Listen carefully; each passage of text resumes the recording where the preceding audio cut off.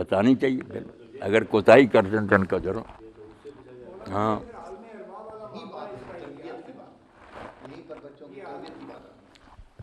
آپ دیکھ لیں، ٹھیک ہے رد و بدل کر دیا، مگر کون سی امت ہے جس کے پاس کوئی ہدایت نہیں؟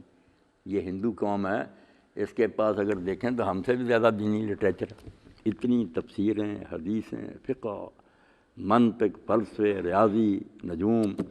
اتنا سرمایہ ہے ان کے پاس کہ ہم حیران ہوتے، پتہ نہیں ابراہیم علیہ السلام سے پہلے سے آ رہی، سب کچھ ہے۔ فرقے بن گئے، ان میں بھی مناظرے اور جھگڑے، عیسائی مذہب ہے، یہودی ہے، سارے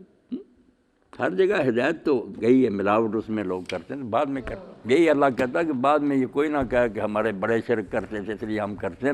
میں نے تو ان کو پہلے دن سے سمجھا دیا۔ ذکر اسی دنیا کا اور اللہ کے نبیوں کے ذریعے وعدہ جو لیا گیا نا، توحید کا اقرار، اسی کا حوالہ دیا۔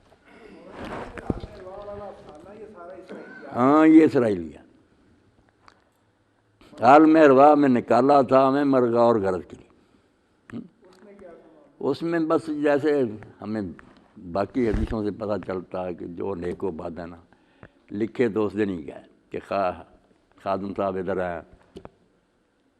فلاں ادھر ہے،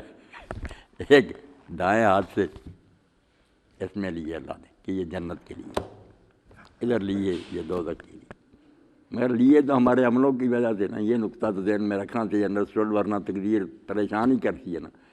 کہ جو کچھ ہم نے کرنا تھا اس کے مطابق اللہ تعالیٰ نے ہمیں، بعد میں پتہ چلتا ہے کہ اس بندے نے دوزخیوں والے کام کیے، اللہ پیشگی جانتا کہ اختیار ملے گا مگر یہ کرے گا یہ، جیسے شیخ اکبر کہتے ہیں نا، اگر کسی مجرم نے قیامت کے دن کہا کہ تو نے چونکہ یہ لکھا تھا اس لیے میں نے کیا، تو اللہ نے کہنا یار فکرہ اٹھ کر بول، میں کو لکھنا پڑا جو تو نے کرنا تھا، علم معلوم کتابیں ہوتا، یہ معلوم علم کتابیں ایک کیوں آپ ہی بتائیں کہ ایک ٹیچر اگر کہے دوسرے لڑکوں یہ لڑکا فیل ہو جائے گا، اس وجہ سے کہ وہ نہیں پڑھتا لکھتا، اب وہ فیل ہو جائے اور بعد میں کہا ٹیچر صاحب نے چونکہ کہہ دیا تھا کہ اس نے فیل ہونا اس لیے میں فیل ہوں، کہا تو اسی لیے تھا کہ تو فیل ہونے والے کام کرتا تھا۔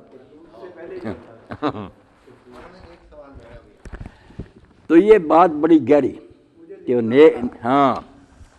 دائیں طرف سے نکالے تو نیک، بائیں طرف سے جہنمی۔